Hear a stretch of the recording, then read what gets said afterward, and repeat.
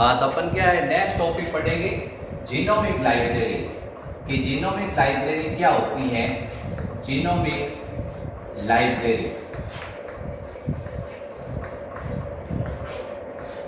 Library को अपन क्या कहते हैं, जो जीनोमिक लाइब्रेरी है एक्चुअल में ये जीनोमिक लाइब्रेरी है, उसमें आपको सबसे पहले जीनोम की परिभाषा बतानी है। जीनोम क्या है? जीनोम को कहते हैं सजीव। सजीव क्या है? ठीक है, जीनोम की परिभाषा पूछी जाती है कि जीनोम क्या है, तो जीनोम का मतलब है किसी जीव में उपस्थित, किसी जीव की कोशिका में उपस्थित कुल जीनों की संख्या।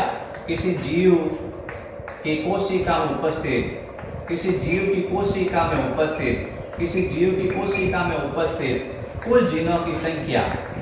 किसी जीव की कोशिका में उपस्थित कुल जीनों की संख्या को जीनोम कहते हैं।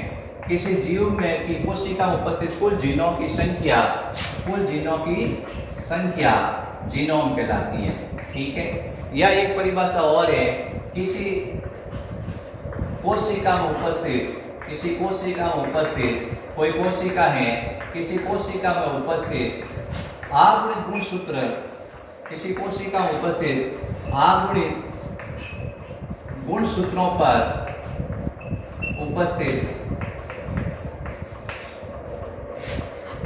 कुल जीनों की संख्या, उपस्थित कुल जीनों की संख्या, कुल जीनों की संख्या।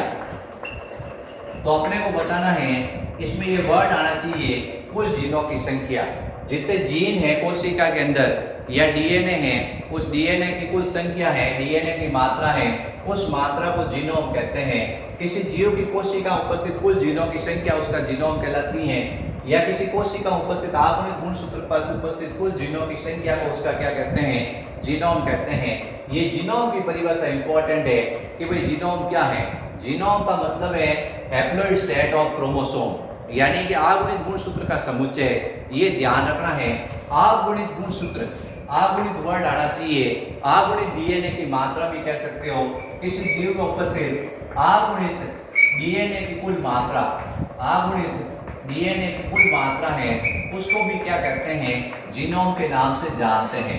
ठीक है, तो अब ये जीनोम में आगुणित डीएनए की मात्रा को भी अपन क्या कहते हैं? जीनोम कहते हैं। तो ये परिभाषा है जीनोम की। अब जीनोमिक लाइब्रेरी है, उस जीनोमिक लाइब्रेरी का निर्माण कैसे किया जाता है वो आपको समझाएंगे कि आगुणित गुणसूत्र का इकट्ठा कैसे किया जाएगा, ये आपको विधि समझाएंगे। हाँ, तो जीनोमिक लाइब्रेरी का निर्माण समझाते बच्चों आपको। जीनोमिक लाइब्रेरी कैसे बनाई जाती है? जीनोमिक लाइब्रेरी सबसे पहले ये कोई कोशिका है, इस कोशिका के अंदर जितना अनुवांशिक पदार्थ है उस अनुवांशिक पदार्थ को बाहर निकाला जाता है। ये अनुवांशिक पदार्थ ये कोशिका में से बाहर निकला, फिर इसको सीमाकारी एंडोन्यूक्लियस की सहायता से काटा जाता है। फिर इसको सीमाकारी एंडोन्यूक्लियस की सहायता से काटा जाता है, रेस्ट्रिक्शन एंडोन्यूक्लियस की सहायता से। ये कोई कोशिका है जिसका आपको जीनोमिक लाइब्रेरी बनानी है। इस कोशिका जैसे ये कोई विलुप्त होने वाला प्राणी है या कोई जीव है जिसकी आपको जीनोमिक लाइब्रेरी बनानी है, तो अपन क्या करते हैं? उस कोशिका को, कोशिका में से डीएनए होता है उसको बाहर निकालते हैं, यानी कोशिका में से अनुवांशिक पदार्थ है उसको बाहर निकाल दिया। फिर अनुवांशिक पदार्थ को अपन सीमाकारी एंडोन्यूक्लियस की सहायता से काट लेते हैं। ये अलग अलग लंबाई के खंडों में बढ़ जाता है, ये अलग अलग लंबाई के खंडों के अंदर बढ़ जाता है। इस तरह से अलग अलग लंबाई के खंडों के अंदर बढ़ गया, ये अलग अलग लंबाई के खंडों के अंदर बढ़ गया। अपन कहते हैं कि कोई भी खंड है वो समान लंबाई का नहीं है, ये डीएनए है वो अलग अलग लंबाई के खंडों में कट गया है। फिर अपन क्या करते हैं? ये जीवाणु कोशिका है, इस जीवाणु कोशिका में से प्लाज्मिड को बाहर निकालते हैं।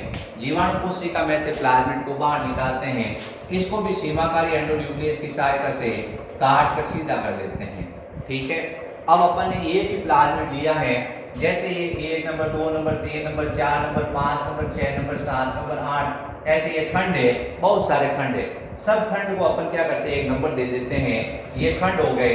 फिर इसमें जैसे पहले नंबर वाला है इसको यहाँ जोड़ देते हैं इसके साथ, और फिर ये पुनर्योजित डीएनए बना देते हैं, इसको इसके साथ जोड़कर पुनर्योजित डीएनए बना देते हैं।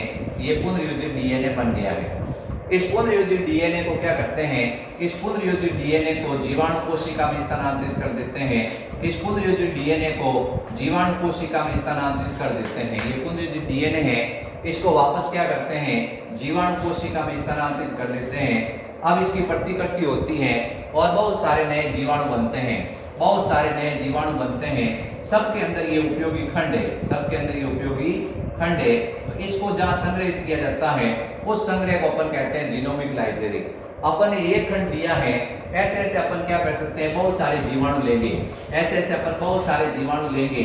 सब जीवाणु के अंदर क्या है, सब जीवाणु के अंदर ये प्लाज्मिड है, मान लो सब जीवाणु के अंदर ये मान लो प्लाज्मिड है, बहुत सारे ये प्लाज्मिड है। इस तरह से इन सब प्लाज्मिड के अंदर अपन क्या करेंगे, इन सब प्लाज्मिड के अंदर ये उपयोगी खंड है, इनको जोड़ देंगे, ये उपयोगी खंड इन सब के अंदर जोड़ देंगे और फिर उसके बाद इसको क्या कर लेंगे, पुनर्योजित डीएनए बना लेंगे और फिर इस तरह से ये प्लाज्मिड है, इस प्लाज्मिड के अंदर ये उपयोगी खंड आ जाएंगे और इनका संग्रह कर लिया जाएगा।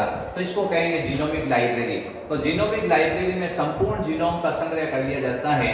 एक छोटी सी विधि है, कोशिका है, कोशिका में से अनुवांशिक पदार्थ को बाहर निकाला, फिर सीमाकारी एंडोन्यूक्लियस की सहायता से काट लिया, ये अलग अलग लंबाई के खंडों के अंदर कट गया। अब ये जो अलग अलग लंबाई के खंडों में कटा है, इसको अपन क्या करते हैं, किसी वाहक के साथ जोड़ लेते हैं और पुनर्योजित डीएनए बना लेते हैं। फिर इस पुनर्योजित डीएनए को वाहक है, उस वाहक के साथ में परपोषी कोशिका में डाल देते हैं और परपोषी कोशिका में डालने के पश्चात उसको संग्रहित कर लेते हैं। इस तरह से क्या होता है, उस संपूर्ण जीनोम का संग्रह कर लिया जाता है।